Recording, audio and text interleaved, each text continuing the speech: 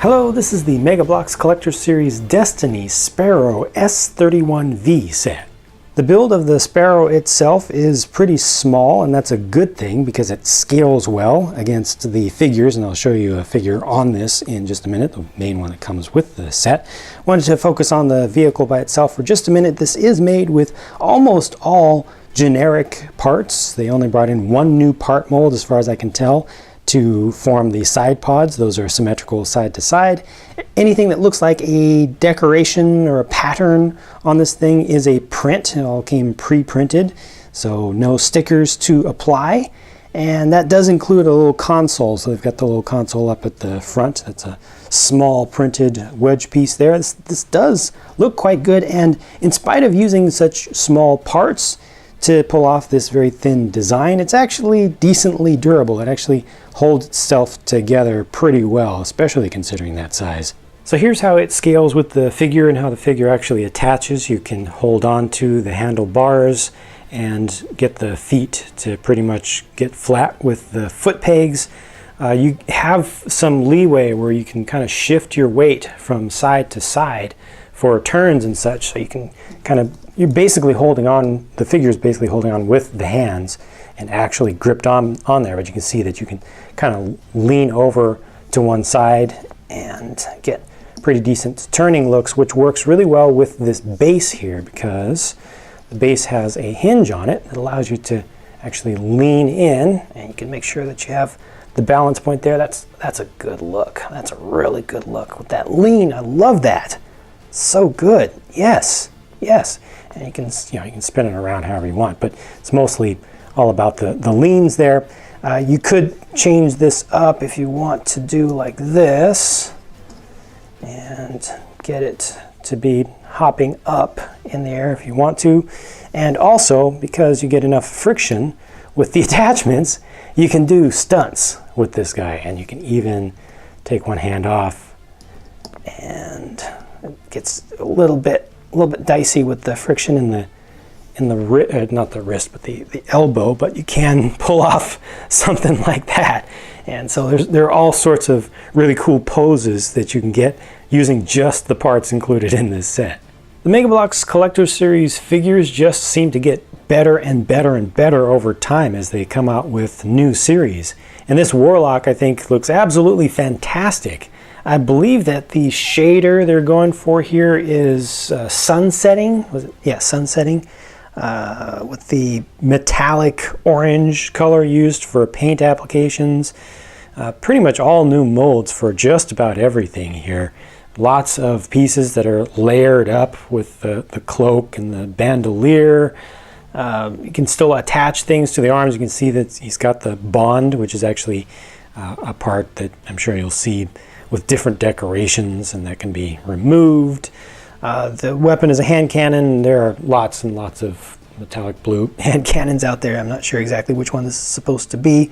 The ghost is a nice element with the eye that's just showing through there. That blue color is actually coming from the clip that's attached to the back of it. I guess that's just a generic generalist shell. It's still being held on to for old time's sake, I believe.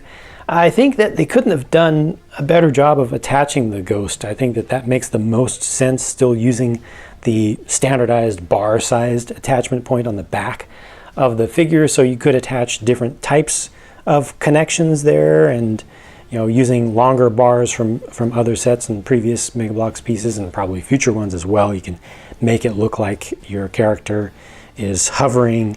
Of course, you can re-angle this around if you want to bring it down. You can look up, you can spin this around and stuff, and it's the fully articulated figure setup, so everything can be moved around.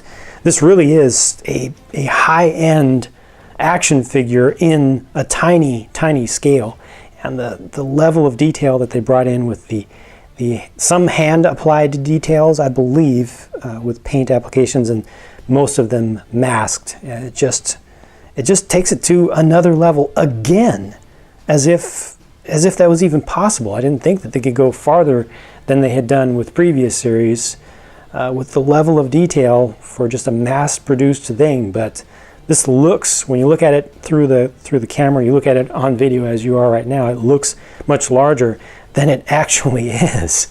Now this fallen captain, I believe, is from the House of Kings, and he features something that a lot of Mega Bloks figure collectors and fans in general have been asking for quite some time. Washes on most of the parts to get that nice kind of dirtied look and to bring out the details on a super articulated frame. They haven't done washes, as far as I've seen, on these newer styles of figures since they came out with them. They've been relying on the increased detail of the smaller parts and the better molds, but this has it all, and that makes this look to me even better than the Guardian figure, which just blows my mind. The level of detail that you can see down in here, this looks like a static model figure almost to me. This definitely does not look like an inexpensive, just easy to get mass produced micro scale figure. And yet it's fully articulated. It's designed to be an action figure, to actually be played with and to be posed, you know, repeatedly by kids and collectors alike. It does have a normal size, normal style of body beneath there. All of this upper body with the attachment points for the upper arms is all just one unit. You see, just a normal body underneath. That's well chosen. They've got a system, it works, so they're continuing with it. But the fact that there is that ball joint that's normally used for a neck there, gives you just a little bit of extra flexibility to move around the upper part of the torso when posing this. And even though the head is actually pretty big and bulky, there's still enough room to spin it around. That's really well done with the attachment of the cloak, which is actually a much harder material than I expected it to be. It's a little bit flexible, but not a silicone rubber, kind of like the belt here is more of a silicone rubber, which can actually hold both of his swords. So they've got the little scabbard loop on each side. Printing, you know, the masked off automated printing, nice emblem on the chest there. The green is done well. All the little gray bits on the top there are really done well. This is a separate piece that's removable. This is a separate piece that's removable, so it's still configurable.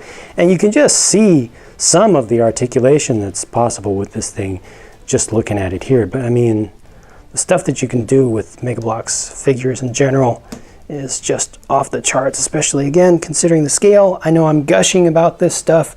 I'm supposed to remain impartial and such, and I try to, but this is just so good that I cannot contain my delight. I'm really happy with this figure and the last one.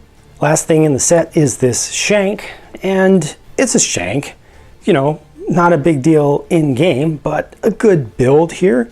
I think this one only brings in one specialized new part mold like the Sparrow did to get the eyes, kind of the front sensor panel of this thing. Everything else is just existing molds, and it looks good. You can kind of adjust the little fins down here, the little stabilizers, as you want to kind of change the angles of those if you're not completely happy with that. But you know, it just comes on its little stand, and it's an important thing from the universe that you see all the time.